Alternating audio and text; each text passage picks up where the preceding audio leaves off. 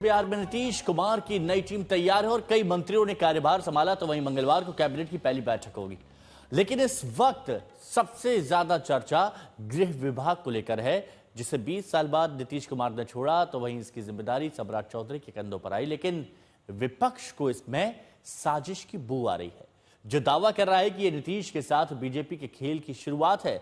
सबसे बड़ी बात आज जब कल सम्राट चौधरी ने कमान संभाली थी, तो उससे पहले बेगूसराय से एनकाउंटर की खबर आई। अब सवाल यह भी कि क्या बिहार में अपराधियों पर लगाम के लिए यूपी मॉडल की तस्वीर नजर आएगी। बिहार राज्य के मंत्री के रूप में 20 नवंबर को पटना के ऐतिहासिक गांधी मैदान में सम्राट चौधरी ने पद और गोपनीयता की शपथ ली, तो किसी ने सोचा नहीं होगा कि पद के नाम पर उन्हें सीधा गृह मंत्रालय का जिम्मा मिलेगा, वो विभाग जो सालों से मुख्यमंत्री नीतीश कुमार के पास ही था। पहली बार ऐसा हुआ कि नीतीश ने गृह मंत्रालय अपने पास नहीं रखा। बिहार में मंत्रालय के बंटवारे के बाद अब ये नया संदेश और संकेत भी मिल रहा है कि बीजेपी साफ तौर पर ड्राइविंग सीट की ओर बढ़ रही है। नीतीश कुमार भले ही मुख्यमंत्री हों, लेकिन सत्ता की पकड़ बीजेपी के हाथों में है। बिहार में बीजेपी के कोटे से 14 मंत्री बने हैं। गृह मंत्रालय बीजेपी को मिला। इस बहाने विपक्ष का हमला भी शुरू हो गया है। विपक्षी नेताओं ने कहा कि बीजेपी नीतीश कुमार को सिर्फ मोहरे की तरह इस्तेमाल कर रही है। बिहार में एनडीए गठबंधन पूरी तरह से माननीय मुख्यमंत्री के नेतृत्व में काम कर रहा है और गृह विभाग हो या कोई भी अन्य विभाग हो, सभी विभाग मुख्यमंत्री के निर्देशन पे ही काम करते हैं। और हम लोग का पूरा प्रयास है कि मुख्यमंत्री जी ने जो भरोसा हम लोग पे किया है, हम लोग मुख्यमंत्री जी के उस भरोसे पे कैसे कायम रहे और मुख्यमंत्री जी के जो विजन है उस विजन को लेके कैसे आगे बढ़े, इसके दिशा में हम सभी मंत्री काम करेंगे। बीजेपी ने मजबूरी का किया और आपको पता है कि बीजेपी लगातार नीतीश कुमार जी के खिलाफ साजिश रच रहे। आप उठा के देखिए तो आपको पता चलेगा।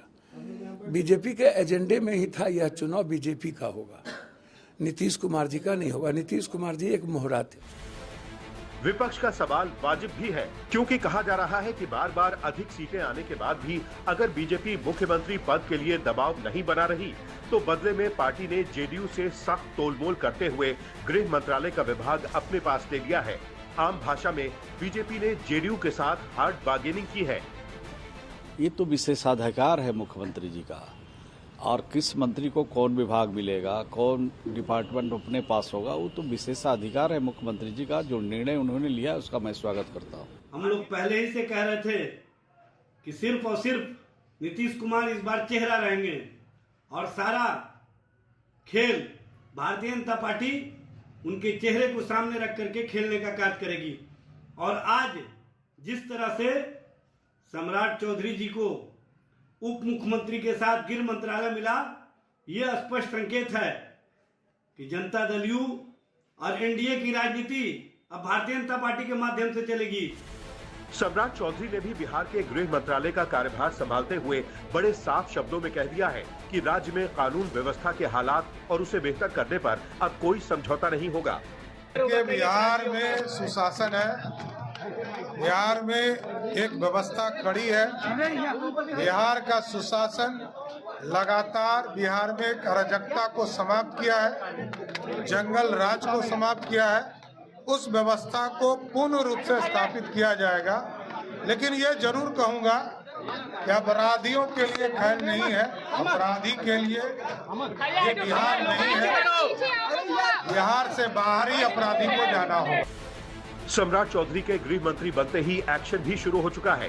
बेगूसराय में पुलिस और बदमाश के बीच मुठभेड़ हुई और शातिर अपराधी शिवदत्त राय का पुलिस ने हाफ एनकाउंटर कर दिया। सवाल ये भी है कि क्या देश के गृह मंत्री अमित शाह ने बिहार चुनाव के प्रचार के दौरान ही इसकी वानगी अपने बयानों के जरिए दे दी थी कि सम्राट का कद नतीजों के बाद और बढ़ने वाला है। आप भरोसा रखिए, सम्राट जी को प्रचंड बहुमत से जिताइए। मोदी जी सम्राट जी को बड़ा आदमी बनाएंगे, बड़ा आदमी बनाएंगे। बेशक जेडीयू इस फैसले को नीतीश का विशेषाधिकार बता रही है, लेकिन सियासत में हर फैसले का कोई न कोई मतलब जरूर होता है। क्या बिहार में अब बीजेपी बिग ब्रदर की भूमिका में आ चुकी है, या सम्राट चौधरी को किसी और भी बड़ी जिम्मेदारी के लिए तैयार किया जा रहा है? आज तक ब्यूरो।